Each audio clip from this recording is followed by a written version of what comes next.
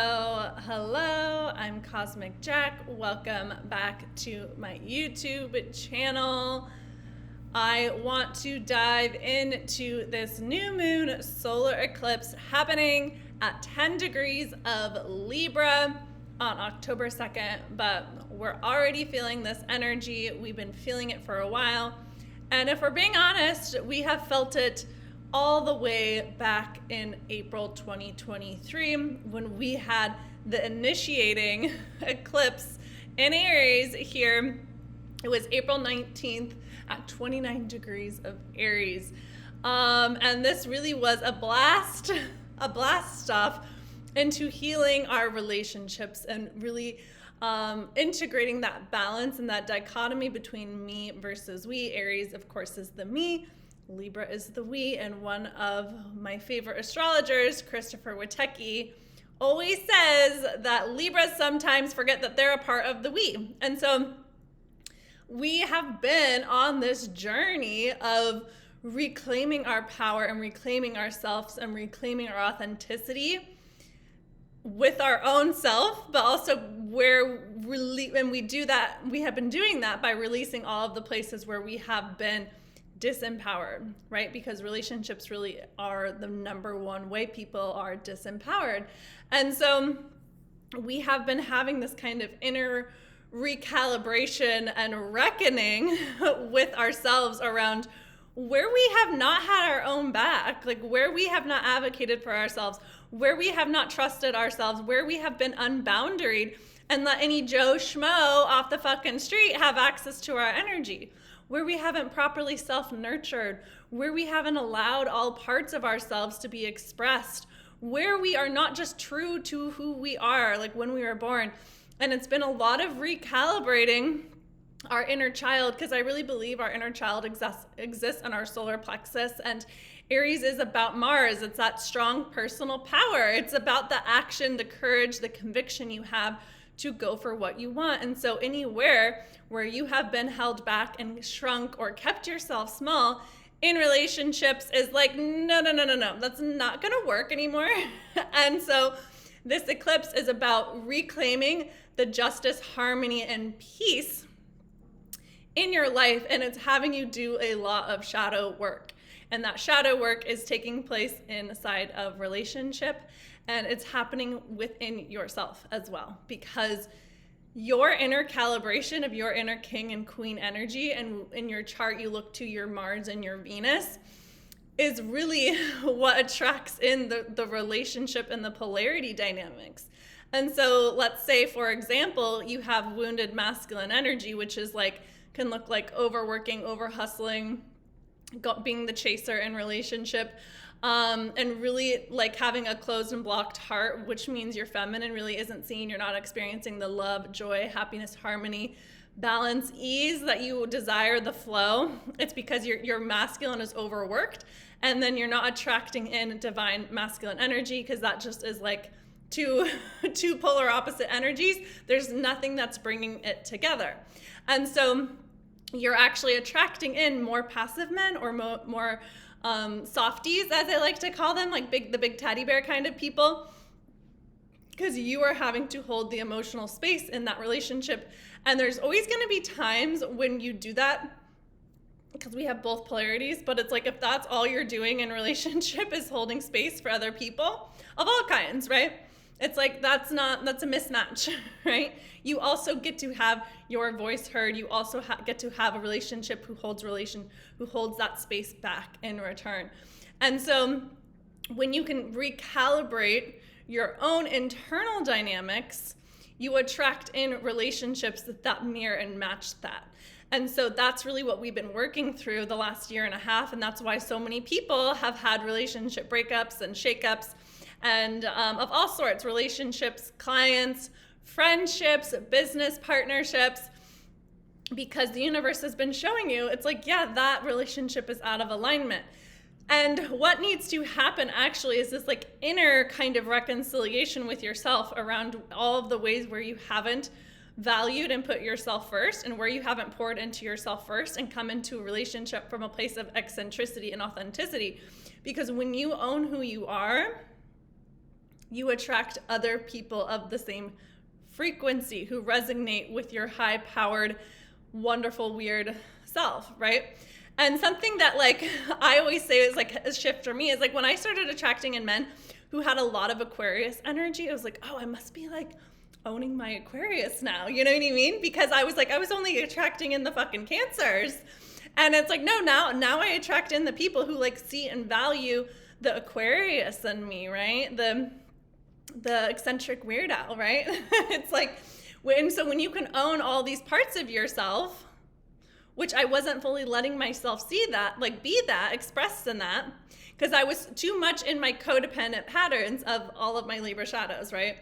I'm like, there's no one more qualified to do this video than myself with like the triple Libra with the South Node in the 7th house. And so it's like, really you have to unpack the relationship you have with yourself and how you have learned to relate to others and get your safety needs met by others in relationship, because really unpacking your codependency and like your emotional baggage and your emotional drama looks like going back into childhood and learning to meet your own emotional needs. And so we've been on this 1.5 year journey of recalibrating our masculine and feminine. Aries rules the masculine, it is Mars, and then Venus is really, and so that's what we're being asked to integrate, is the empowered masculine, the divine masculine. And when you can do that, you actually can heal the wounded feminine within you, which is like, loves to play victim, loves to be overly emotional, loves to be a little wimpy, loves to be a wallowy, loves to escape, loves to avoid, loves to blame, loves to villainize, and really be over like really having like really kind of like aggressive and mean kind of emotions. And so too, when you can really allow your divine masculine to show up for your feminine and really recalibrate that internal partnership with yourself and really self-soothe and reassure your inner feminine, it's like the divine feminine just naturally pops out, right? She naturally exudes, she naturally expresses. And so it's really about, we've been doing this work for 1.5 years now of balancing and integrating our divine masculine. And as a result of that, you really actually do just heal your inner feminine. And so that's been a lot of the big work that I've been holding space for inside of my world. It's what I've been doing myself, because the nodes are always pointing to the healing. The nodes are always giving us instructions of like, this is what to integrate, this is what to do. And so they are really like our guideposts for wherever they are in the collective sky. So the transits, right? Like where they are now. And so you can look at how this manifests in your chart, but if all you actually did was just focus on releasing the shadows of the South Node and integrating the high octaves, the high energy of the North Node, you would be so good to go, right? You'd be so good. And so the reason why eclipses are so powerful and potent and chaotic at times, right? They can really bring a lot of shock, a lot of change, a lot of chaos, a lot of upheaval, a lot of breakups, a lot of shakeups, is because they have to do with the nodes of the moon, the North Node and the South Node. And so it's like, if you were paying attention, right? And you were integrating the masculine and releasing the wounded feminine, it's like, the eclipses will bless you, right? The eclipses will be like, well done, well done, well done. It is when you're not in alignment and when you weren't paying attention and you weren't integrating the lessons that things really come in and break off and shake, and you get kind of towered, right? Eclipses can kind of be a tower moment. And we see this playing out collectively, right? Because, you know, the earth is out of balance. And so the powers that be are out of balance. And so if it's like, it's really a good checkpoint to be like, okay, too, like, show me, universe, what I was not seeing. Show me where I'm out of alignment. Show me where I'm out of alignment with myself. Show me where I'm not being true and authentic to myself, because everything that's getting mirrored back to you right now with this eclipse season is showing you that. It's showing you where the work is. It's showing you where the healing is. It's showing you where you're out of balance, because Libras are always trying to find balance, right? And you do that really right now, again, by integrating that masculine and feminine. And so wherever you are releasing right now, Let it be the relationships that are out of alignment. Let it be the need for approval from other people. Let it be needing to be Mr. or Mrs. Nice Guy. Let it be your codependency. Let it be your attachment to fairness and balance and justice, right? Let it be you releasing your selflessness. Let it be releasing the need for a partner. Let it be your indecision, right? And then what would it really look like for you to fully be emboldened and empowered in the version of you that's fucking got it, right? Who has the high standards, who has the strong boundaries, who is ambitious, who is themselves, who takes care of themselves, who is confident, who fully fucking goes for it, right? Because really what maybe needs to be broken up with is the past version of you, right? And that can be triggering, right? And so what's happening is like there's like this split, right? There's been this split. There's a new timeline. We anchored in the new timeline with the Pisces eclipse. And now it's like there's going to be things that are trying to pull you back to the old timeline. And what you need to do is actually take action with this new identity, with the version of you that trusts yourself and is authentic and independent and courageous and convicted. And by doing that, you cement in the new timeline, right? And so anything from over here from your past might try and come in and meet you in your future. And you gotta assert yourself and assert your boundaries and hold that new level identity of you and keep moving and break up with your past, right? And so the version of you that you actually, what needs actually to be broken up with is the past version of you, right? That past version of you that was small, that was hiding, that was disempowered, that outsourced its safety, that didn't know how to get its emotional needs met, that only knew how to relate from a place of codependency, right? Who kept themselves small and relatable. Because who the fuck wants to be relatable, right? I have a girlfriend who just got back from Europe and I was like, tell me all about your trip, right? And she was just like, basically got whisked away on the trip of a lifetime, right? And she was just like, oh my God, I sound so unrelatable. And I was like, who the fuck wants to be relatable, right? I was just like, full permission to not be relatable with me because I see you and I support you living your fucking best life, right? And so if you don't have people in your life who hold you to a higher standard and celebrate what makes you authentic and what makes you unique and what makes you powerful, you gotta fucking look at that. And why are you entertaining them, right? It's like I now only entertain people in my life that hold me to a higher standard, right? Who challenge me to grow, to evolve, to expand, where I actually have to level up to be fucking friends with them, right? I tell her all the time, I'm like, you raised my fucking standard, you raised my fucking bar, right? Like, thank you. Like, thank you for holding me to a higher standard that I held for myself, right? And so what would that look like to come into relationship from that place? And again, it's breaking up with the part of you that resonated with people who didn't support your fucking empowerment, who didn't express the weird things. Like if you were friends with people who you have to hold your tongue around and really keep yourself small and not be celebrated, it's like breaking up. That's what's getting broken up. That needs to be done. That needs to be finito.